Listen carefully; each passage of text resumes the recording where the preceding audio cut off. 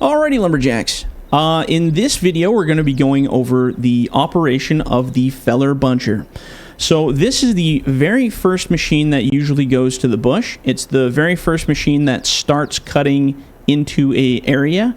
So generally, this will be the first tool that you'll be using for most of the style of logging that I will be teaching in this series. So as in the previous video, we've brought out all of our machines to this landing area here.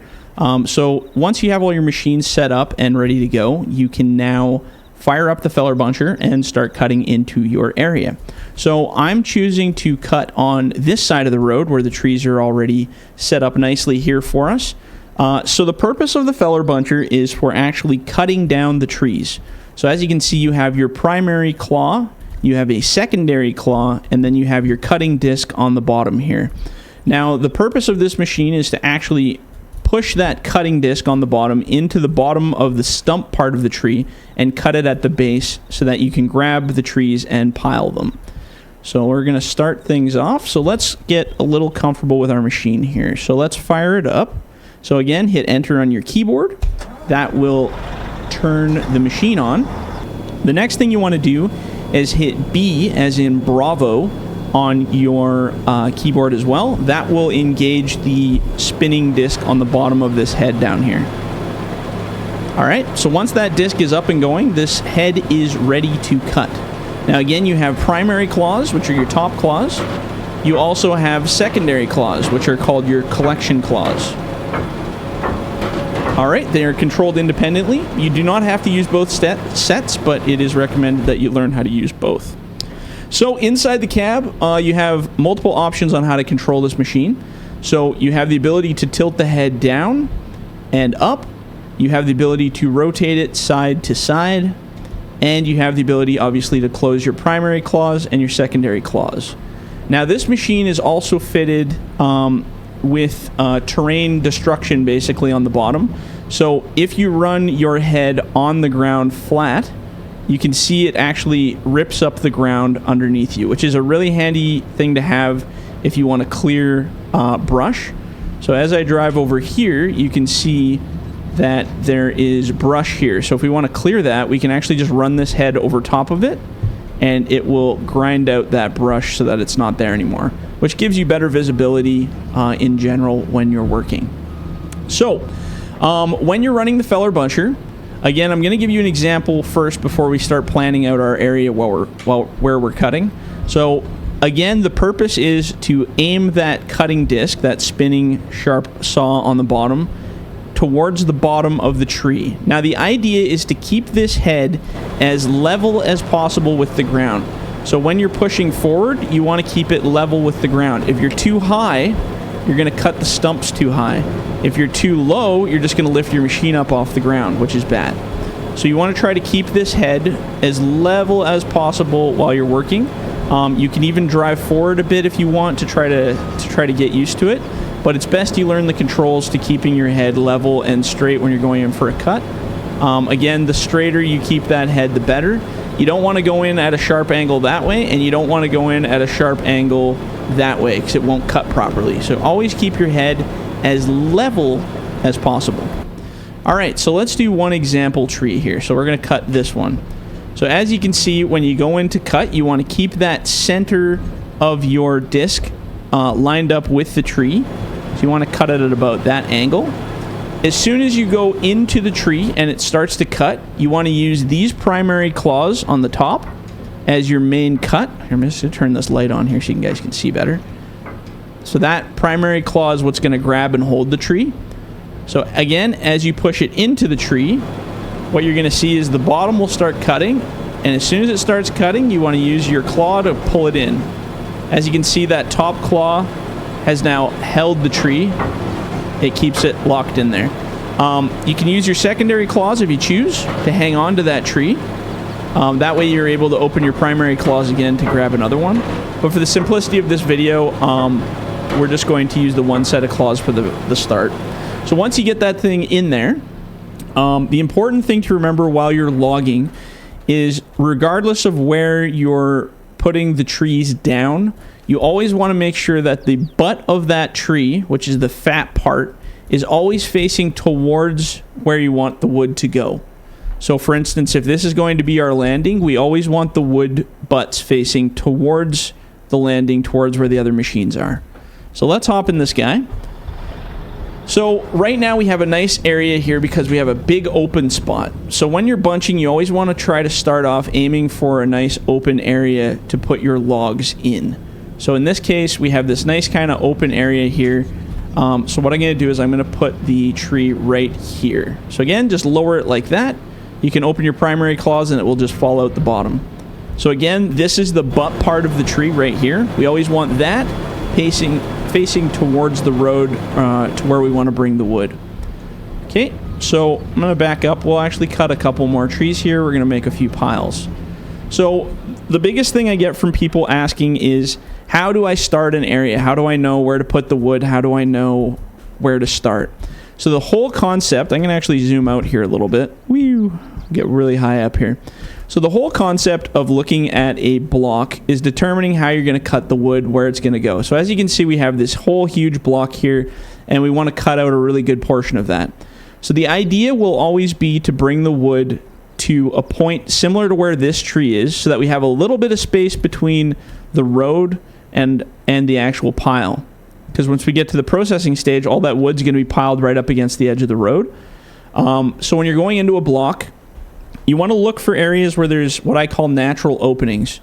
So if there's tons of trees and it's just an absolute disaster and there's nowhere to put the wood, it's a lot harder to plan where you want to go with the buncher. So when you're working with the buncher, you need to look for natural openings. So this is a natural opening in the timber where there's just no trees. It's kind of open and spaced, so you have lots of room to work.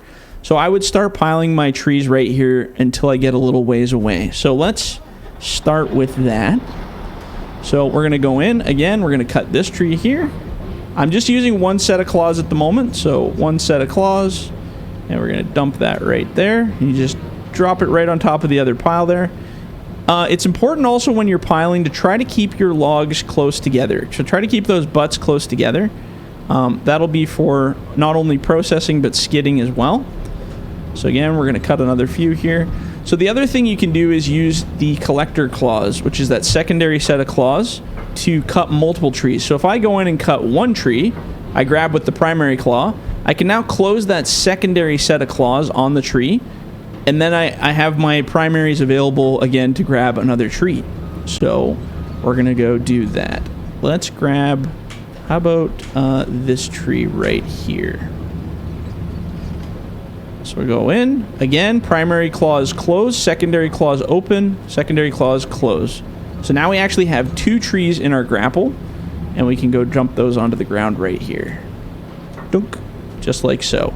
And again, keeping these piles as close as possible to each other is kind of the key. We always want to keep those nice and tight as we possibly can.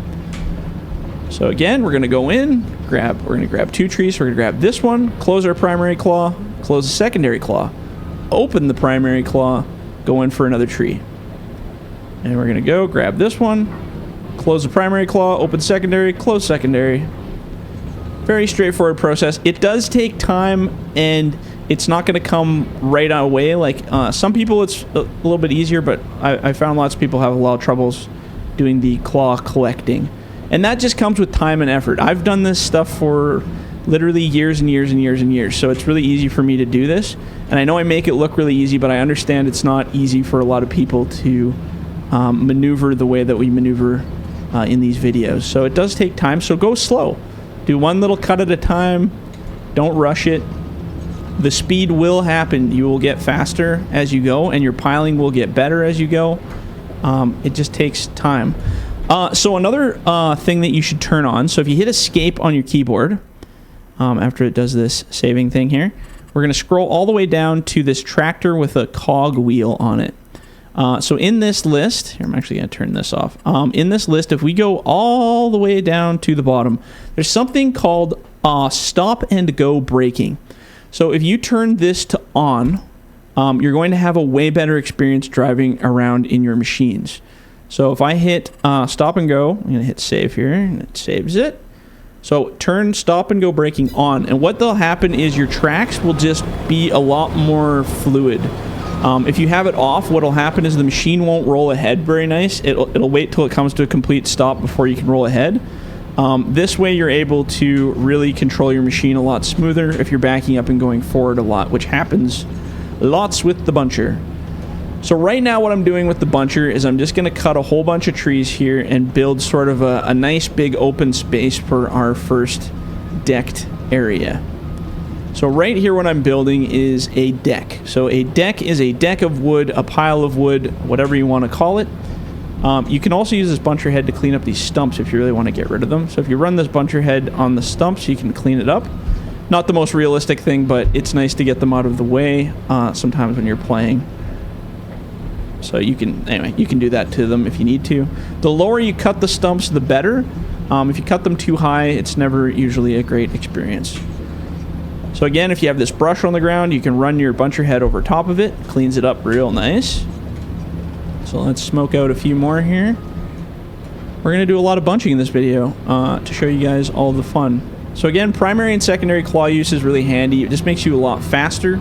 If you can cut more than one tree at a time, it's definitely the better way to go. Again, I always try to back up straight to my pile if I can. So we're just going to keep going. And it's up to you how you want to cut. You can keep moving forward in this kind of block area. I do a lot of back and forth right away just to kind of clear out a space. But you're not going to always want to be backing up 300 miles back and forth to dump into one pile. I'm just doing this for the purpose of getting a big space here so that we're a little bit more distant from where we're going to be skidding. So again, we're going to keep cutting. I'm going to take one, maybe two more trees off this side, so then we have a nice open space here. And again, speed comes with time. You guys will get faster at this. Knowing where your track position is really handy too while you're backing up. Again, that's something that also comes with time. And when you're moving, you'll just start to feel natural on where there's stuff to go. So let's push these together. Oops. Slide that a little bit over there. These trees are very solid in this game, so sometimes you think that you're doing something right and they don't act correct. So now I'm getting pretty far away from that pile. I don't want to keep backing up. You're just wasting fuel and effort. So instead of backing up over and over and over, we're now kind of further away so that we can start cutting and using our distance for the skidder. So now again, if I want to pile for the skidder, let's go start an area. So let's start laying the wood down right here. That's where I'm going to put it. So this is going to be where my skidder is going to start pulling wood from, right there. So we're going to basically just build another deck right there. And now, because we're not decking particularly, we're more putting piles for the skidder. We want to be cautious. We want to be conscious of what size piles we have for the skidder, because the skidder grapple is only so big, so we don't want to have too many logs in the pile, otherwise the skidder won't be able to grab them. So I usually use this as my size. So skidder grapple is almost equivalent to this grapple. It's very close. So if you could put your claws over the pile comfortably, then the skidder will be able to grab it. So we still have lots of room in that pile to be adding more trees.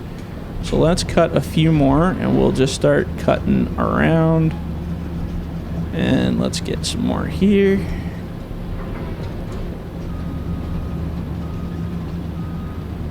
And we'll dump those in there as well. Perfect. Now, one thing you're going to find is if you're dropping trees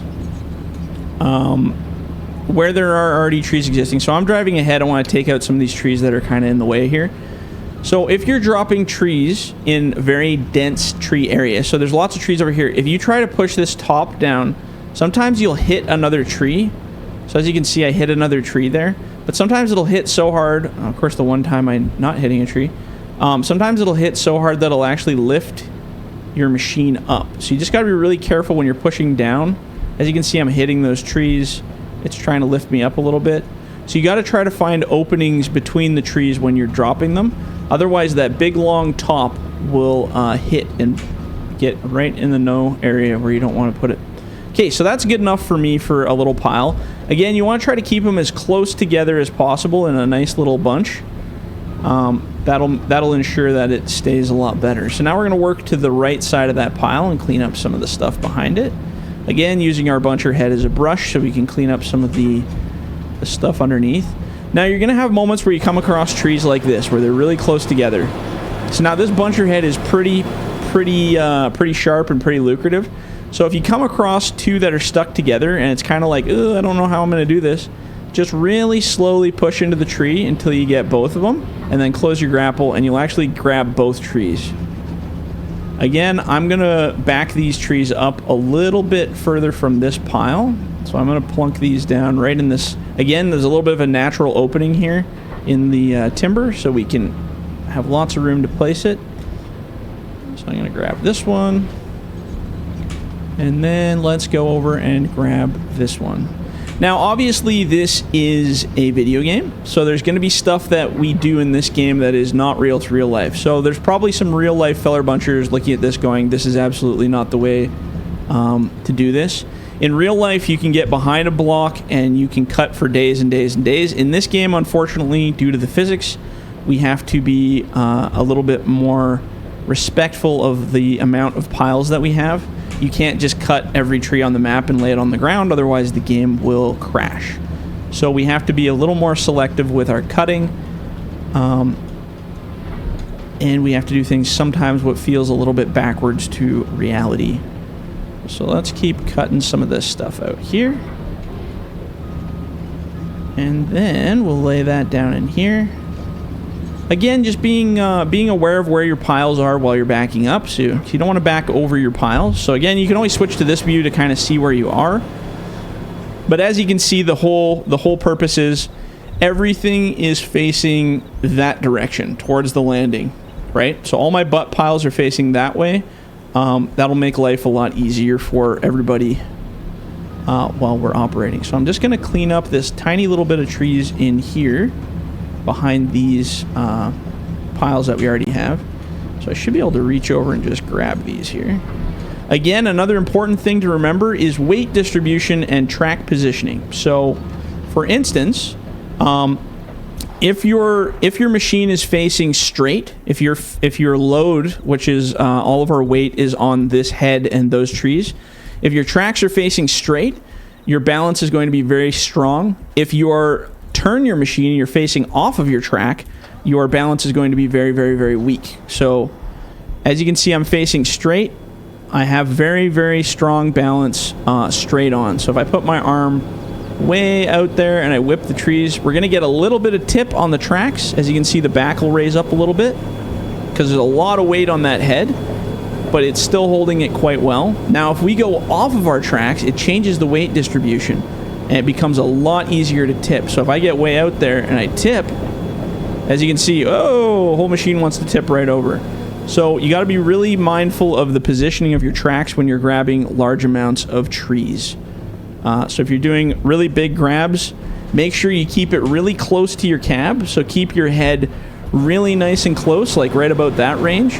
The further you push this head away from the machine, the more tippy it becomes because you're putting the weight further out and changing the physics point.